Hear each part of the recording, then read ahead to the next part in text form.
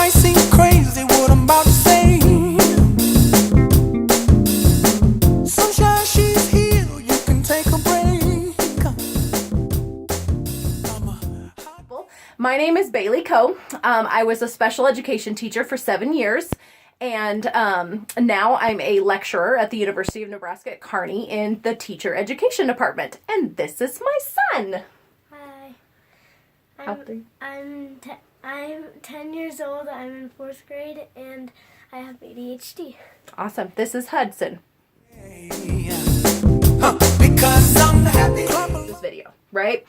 We're putting out this video for anybody who is a fidgety person themselves, which is me. And me. And you, okay? And also anybody who is just needing help because you are a student, you are a teacher who has a lot of fidgety kiddos in your class, you are a parent who needs some tips. These are very simple tips that don't require really a whole lot of anything. You feel like a room without a roof. Hudson, why don't you tell your story? On the 3rd day of school, I was suspended for 2 days, and What'd you do? I made a bad decision, and I pulled a chair out from somebody. Yeah, an impulsive, didn't really think that went through, right? So got suspended, made sense. Yeah. Then what? What did we do after that? We went to the doctor. We did go to the doctor, and we went to a counselor too, so that you could talk things through. And we also met with who? The most important people. What's mommy? A teacher. A teacher. We talked to the teachers, and we started working on, what did we start doing? What did you start doing in the classroom? Using fidgets. Started using fidgets in the classroom, and that's one of the things, that's the main thing that we're going to show you in this video, right? Hudson, how are you doing in school now? The 3rd day of school you got suspended. High honor roll. Do you like knowing that you have ADHD, Hudson? Yeah. Why do you like knowing that? Because then I know, Is it your fault? no. Making bad decisions, you choose to make bad decisions, but you can also choose to make good ones, right? Okay. ADHD, being fidgety, is extremely common. Developmentally, kids are not able to sit still as long as they're required to sit still. Especially it adds to it if we have ADHD or any other type of disability such as that. So now that we know for sure that Hudson has ADHD, we were able to put things together, be able to help it. However, most of the things that we implemented in the classroom for him, with the help of his teachers, happened before we had the diagnosis. So they're things that help tremendously for anybody, right? Yeah. Clap along if you feel like happy. It turns from a child believing that they are bad or that they have bad behavior into a sense of empowerment, that we know our bodies aren't designed to do this. So we have to learn how to adjust in order to make it a little easier, not only on ourselves, but on everybody else around. Some people require medications, some don't. So far, Hudson has been able to learn how to control his impulses a little bit better by himself without having to use medication. However, if it's necessary at some point, we're not opposed to it, okay? Medications should never be a first resource, but they can be helpful for some kids.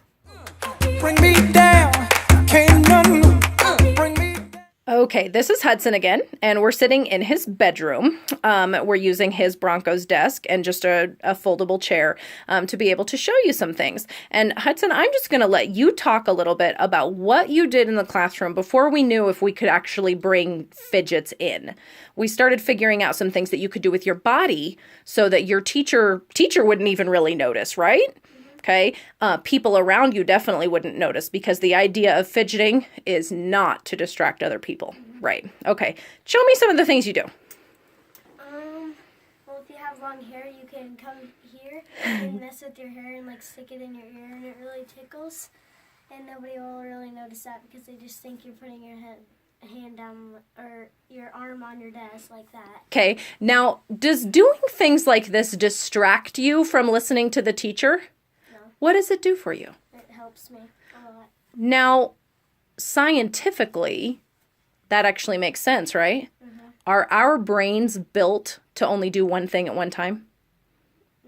No, they're not. We are not supposed to only be able to do one thing at one time. So when we have a kiddo trying to focus on reading, it's really hard if we're not doing anything else, right? Okay, show me the arms. What do you do with your arms? Different things. Put them together.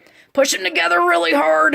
as hard as you can, and then let go. and then you let go, And do it then again? do it again. Awesome. And what is that doing for your arms? Help strength and it Just get some of that energy out. yeah. Right? Okay, how about your legs? What can you do with your legs? Twist them around your chair like this. You can push in or you can pull out on your chair. Okay. What else do? You like to put I your like feet? to wrap my feet around like this, and then put my toes underneath and wiggle my toes around, and it tickles. Okay. So it helps you concentrate because you're moving other parts of your body. Okay. How about pushing yourself up on your chair? I know you like to do that. Put your hands on the side of your chair. Nobody will notice at all. And just go like this. You lift yourself up. You balance. Yeah. Okay. And the other one is you try and lift the chair up as hard as you can when you're sitting on it. Very good. And it really helps to get some of that energy out that's built in there. It makes it hard to concentrate, right? Very good. Clap along if you feel like a room without a roof. Okay, now we're moving on to some less subtle fidgets, things that we might actually need to put in our hands in order to help. Now, tell me some of the rules for fidgets that Mommy has. Do I spend a lot of money on fidgets? No. No. Where do I get them? Dollar General. Usually Dollar General. What about gas stations? Oh, yeah. Gas stations have a lot of good ones. Dollar Tree. And we make them. And we make them. Exactly. We do lots of different things. So show me what we have here. We have a fidget box. This is one of my favorite ones because I made it. I made it out of clay in our paint shop over there, and I painted it, and it looks really cool, and it is really, really smooth, so I like to rub my hand against it. Very nice. Can you play with that in the classroom? Yes. Yes. Did you tell your teacher before you brought it into the classroom? Yes. Yes. Wonderful. Never bring it into the classroom without telling the teacher. You are awesome. I am very proud of you. Okay, so we have lots of different fidget things in there, don't we? What else is there? This is Mommy's fidget box, isn't it? I have one at home and I have one at school. This is my one from school. It's a little bit bigger. These are actually pencil grippies. Handy. Mm-hmm. Those are like 10 cents, right? Yeah. And there's always a line right through the pencil grippy, and all you gotta do is just go like that and rip it apart, and there's a fidget. Very nice. Okay, show me some more. What else is in Stretch it there? out, like that. These are things you can get at Dollar General. You can get anywhere. At home, you like the Rubik's Cube. It's kind of hard to take the Rubik's Cube into school. Why? Because it's very distracting. It is distracting, exactly. At home, it works when we're trying to have relaxed time. But in the classroom, not so much, because other kids would be distracted by it. What is the main rule of fidgets? Can they make noise? No. No noise, because the whole idea with fidgeting is that we're helping you to stay on task, but we're also helping to keep all of the other people around us on task. We don't want to be distracting, right? Okay, so he likes this one at home, and it doesn't make noise, but it can be very distracting for other kids. So we don't recommend a Rubik's Cube in school, but show me what you would use in school. Give me some of your favorites. Some of my favorites. Well, as I mentioned earlier, this one. Awesome. This is pretty big, but Squeegee balls. I guess you could use it in school. I'm not really sure. It doesn't make any sound, so you probably could use it in school as long as it's Absolutely. like built in. And Absolutely. It's just a stress ball, right? Yeah. And it's very squeegee. Yeah. you can't remember what these are called. Squish balls. Swoosh. Something like that. But they would be very distracting. They could be a little distracting. Those are a little big. Yeah. Okay. What about things like for the school? Show me things like this, or even this. What was this one? That one's one of my favorites. Oh, this is a thing. Actually, there's many different ones. There are. Because what did it used to be and Mommy cut it up? It used to be one of those things that when you can't get a can open, you wrap this around it and you twist it over. That's right. And it also could be used as a hot pad. So it was pretty big, and Mommy cut it up into 4 pieces. And it's kind of like a honeycomb. Here, hand it to Mommy so I can show the camera. Okay. It's kind of honeycomb, and so it squishes to your fingers. It like suctions to them. That's a really good one. You can cut it up into even smaller pieces for a school fidget too. What happens when we go places? We find little things, and what do we always say? Oh, that could be That could be a fidget. We figure it out pretty quickly, don't we? Okay, we've got all sorts of stuff in here. Let's go in here and see. We've got Cotton ball. a cotton ball. Simple as that. Okay. Okay. This one makes a little bit of noise. This is like a rolly ball thing. It's been used a lot. Oh, that's true. It's been used a lot. Okay. Lots of little ball things. This is just a little, I don't know, little monster guy. Yeah. Okay. But he's really rubbery. So And that one's a good one. It's actually, you actually can put this guy on your pencil. Very nice. Okay, that's handy. And this little guy, he's a really easy one to keep in the classroom, isn't he? Yep. Yep. Because you can use it in one hand. You could keep it underneath your chair. Why don't you fidget with something at your desk real quick? Okay.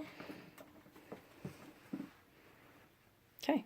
That's all you gotta do. Okay, we're not even noticing. And you're listening to your teacher at the same time, aren't you? Because you're able to concentrate on something. And just rub it against your head. Rub it against your head if you're okay, as long as you're not being distracting, okay? I love this one for me. This one works really well. It's actually for toes when you're painting your toenails, but it works really well for kids to put in their, in between their fingers. Pretty cool, huh? Yeah. Okay, there's all sorts of stuff. You really can find anything. There's really no limit. A big dollar bill thing, but the way it feels, it's squishy. Yeah. I don't like it. You don't like it? Okay, fair enough. Everybody's going to have their own needs. This one's a good one at home. At home, but it makes noise, doesn't it? It's like ball and it's very heavy. I like heavy fidgets. Oh, okay. And that probably is because it's just something that your body tells you need. Yeah. Awesome. That's mostly why I like. Where'd it go? This one the most because it's heavy. Absolutely, that's your favorite. Simple ball of clay that's really soft. Yep. Okay. Oh, and silly putty. Oh, silly putty's good, but sometimes they don't allow silly putty in the schools, right? Yeah. It's good for home. Yeah. Okay. But You got to check if with the teacher. tell the teachers, then they might allow you. That's true. My teachers did. Because you have awesome teachers. to you, because I'm happy. Clap along if you feel like Okay, what does mommy sit on when I am at UNK? I don't know what it's called, but a ball with a slash chair. It's a ball slash chair, exactly. It's an exercise ball that I sit on. And so I'm able to bounce while I'm at work, right? Do we have those in classrooms sometimes? Sometimes. Sometimes, and they're awesome. here come bad news, talking this and that. Well, give me all you got and don't hold it back. How about when you need to work and your legs are just not agreeing with you? Could you stand up? Yeah. You can, as long as we get things figured out with a teacher ahead of time, right? So a lot of kids do stand-up desks. A headband around the bottom of your legs. Oh, that's right. That's a great one. You put a headband around the bottom of your chair, and you can play with it with your feet. Put your feet on it. Excellent idea. My gosh, my 10-year-old is... Are you going to be a special education teacher someday? You think? Maybe. Okay. You can stand up and watch from the back of the room when teacher is working. Yep, as long as you make sure that is okay with your teacher ahead of time. Different chair, different seating, but that headband thing around the base of your chair, I love that idea, Hudson. That is great for a lot of students. And wiggle breaks. What? Stretch breaks, wiggle breaks. Oh, yeah. Yep. Okay. Your teachers are really good about making sure that those happen too, right? With the air, like I don't care, baby, by the way. All right. Well, I'm Bailey. I'm Hudson. And we hope that this helped you because I'm a teacher. I know a little bit about it every now and then, but most importantly, I'm a mama. And what do you have? ADHD. Sometimes we have to do a few things to help our kids, to help our students, to help ourselves. Mommy's very fidgety myself, aren't I? Yeah. Okay. So we hope that this helped you. And we're happy to answer any questions. Hudson is a fabulous teacher. He's happy to talk about his disability anytime.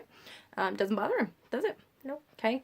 Knowing that we can help ourselves makes kids feel empowered. It takes away that fear, doesn't it? Yep. And we learn that we can turn those things that used to be considered bad behavior into good behavior because we're learning how to control things, right? Yeah. Proud of you. You're a good kid. All you got and don't hold it back. Well, I should probably warn you, I'll be just fine.